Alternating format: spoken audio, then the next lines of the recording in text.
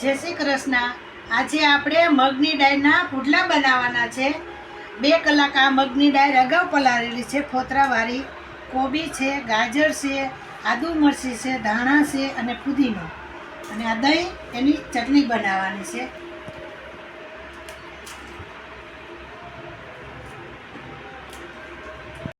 હવે આપણે ચટણી પીસવાનું ચાલુ કરી દઈ।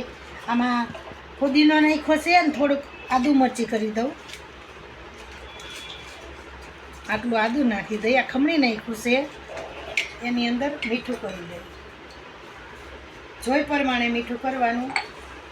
એ 2 ચમચી જેટલું જીરું કરી દેવાનું।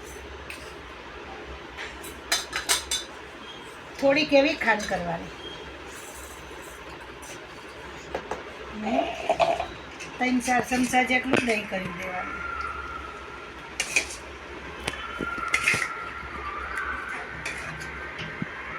પીસી નાખવાનું છે।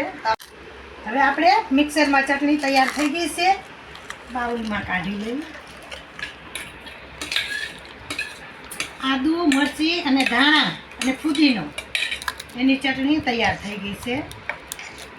એકદમ સરસ બની ગઈ છે।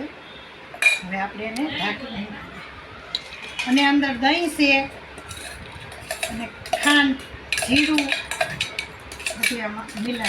હવે આપણે ગાજર ખમણવાનું ચાલુ કરી દઈએ। ગાજર પહેલાં ખમણી અને આપણે આ પીસાઈ ગઈ છે એટલે આમ થોડું થોડું લઈ આટલી એવી કોબી ગાજર નાખવાનું, આટલી એવી કોબી નાખવાની અને થોડાક એવા ધાણા નાખવાના। પછી એને હલાવી નાખવાનું છે।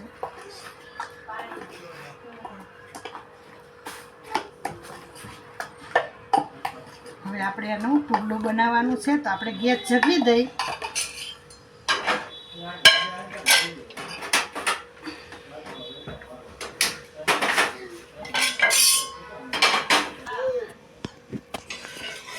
પુડલું બનાવવાનું ચાલુ કરી દઈશ। તેલવાળી કરી ખરાબ ન થાય। હવે આપણે એનું પુડલું બનાવવાનું ચાલુ।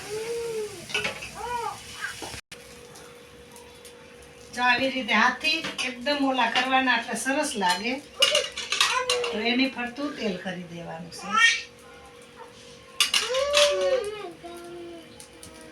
ખાટલી વ્યાજો।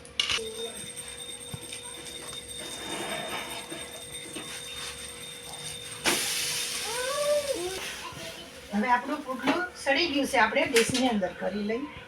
હવે આપણે આ ચટણી છે, આ પુડલું છે આપણે તૈયાર થઈ ગઈ છે। જો તમને ગમે તો લાઈક કરો, શેર કરો અને સબસ્ક્રાઈબ જરૂર કરજો। લાલ બટન દબાવવાનું ભૂલશો નહીં। જય શ્રી કૃષ્ણ।